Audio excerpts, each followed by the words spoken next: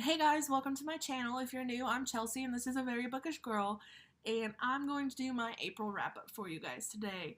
In the month of April, I ended up reading 8 books, which is not like myself. I know you guys are like, oh, 8 books, that's a lot.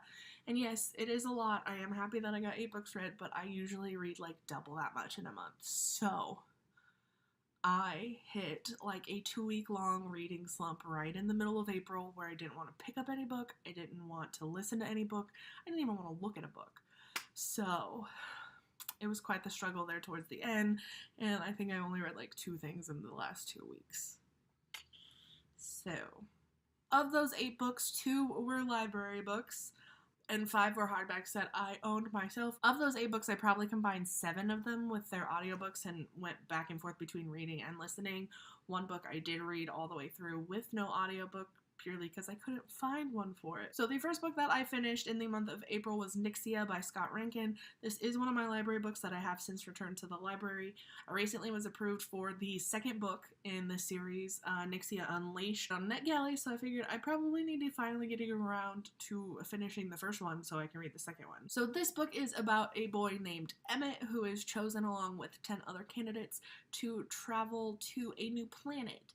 So it follows them for the year-long travel that it's supposed to take to get them to the new planet of Eden, and it follows them being trained on how to use a new resource called Nixia, which is something that can be controlled by the mind, and it can be like basically formed and created into anything and everything. And along the way, we learn that the teens all share a sort of troubled past, and they all have different reasons for being there, and some things go sideways. Lots of things go sideways. There's a lot of stuff that happens, like a lot.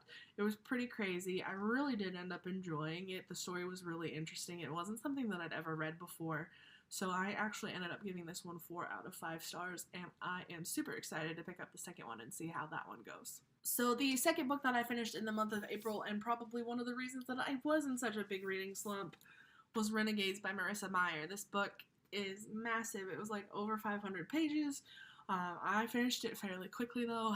I was pulled in and I was just like, I was in this world. So this is a world with superheroes and villains, basically. You've got the renegades that are going and they are trying to make the world a better place. They have all different kinds of superpowers, and then you have the anarchists, which are like the supervillains.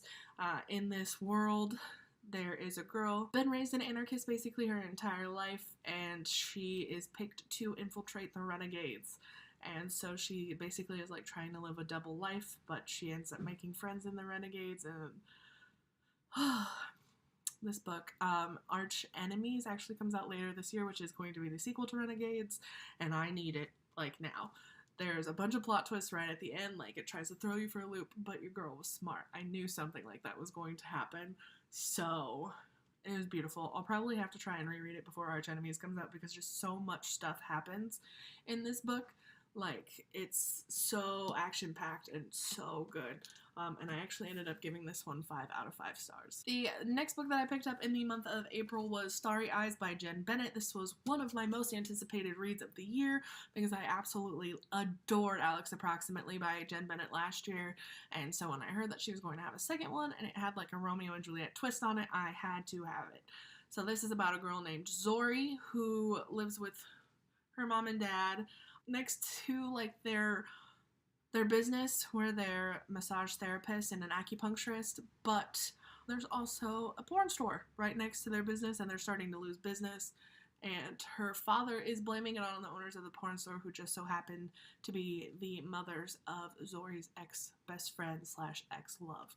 And they end up going on a hiking trip together with some friends, and they're supposed to be camping, and things happen to change the circumstances where they're both stuck out in the wilderness basically by themselves for like a weekend, and they have to make their trek to a stargazing party that Zori wants to be going to, and there's bears and there's thunderstorms and there's cute times, and I was not disappointed by Jen Bennett. This book was really cute. I don't think it was like as great as Alex approximately to me, so I actually ended up giving this one 4 out of 5 stars, but it was still really cute, and I really enjoyed it, and I think I read it in like a day. The next book that I read in April, in keeping with my blue theme, was Wicked Deep by Shay Earnshaw. This book, guys, if you haven't read it yet, you need to go read it. So it is about this little Cape town where 200 years ago, 3 sisters were drowned in the lake, or like the little harbor, because they were accused of being witches. So every summer the 3 girls come and inhabit 3 girls' bodies, and those 3 girls that they inhabit, they use to drown 3 boys in the same lake that they drowned in every single summer. So this is one summer where we follow Penny, who is one of the local girls. She's going through some stuff herself with a recent disappearance of her father and a recent random appearance of a new boy in town. And we follow Penny as well as this new boy as they try and figure out who the 3 sisters are, who they're inhabiting this summer, and trying to figure it out before the boys die. And this is told in like 2 different times, so it does flip back and forth between the sisters back in the 200 years ago and then also in current time. And not a lot of places have the first edition still available, but this is the very first printing. This is only going to be on the very first printing where you can get the stars and the moon engraved.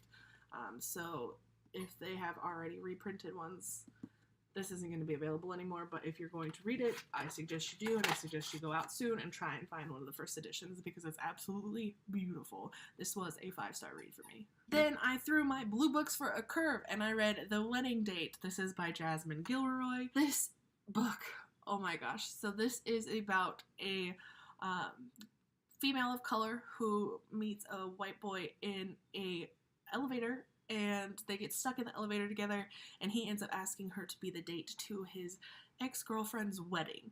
And oh my gosh. So then we follow them for a couple months afterward too, and seeing like what happens and how this one date decides to like change their lives, and I just loved it. I loved it. I loved Alexa. I loved Drew. I love their relationship. I love the tumultuousness that happened like any other romance.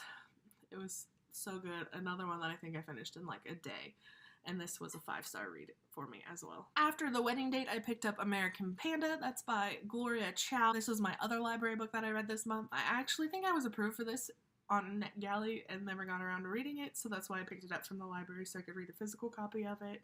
And it is about a young Taiwanese girl who is going to MIT, and her parents are trying to force her to become pre-med because they want her to be a doctor, and they want her to date just Taiwanese boys, nobody else.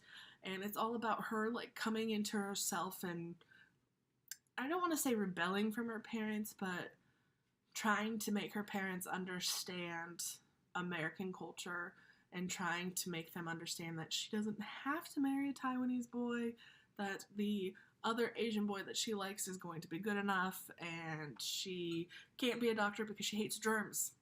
And what is she going to do? She loves to dance, and I had a really good time reading it. It was really cute, but it was kind of slow-paced. So the fact that it was slow, I ended up only giving it 4 out of 5 stars. The second to last book I read in April was actually a reread for me, and that is Marked by PC and Kristen Cast. This is the first book in the House of Night series, which is about a girl named Zoe Redbird who is marked by a tracker vampire to become a vampire. So she has to leave her normal life behind to go to the House of Night school, where she will be taught to be a vampire and see if she will survive the transition in 4 years. This is a 12-book series, and back in the day, I read like the first 8 books and never finished the series, so I am rereading the entire series.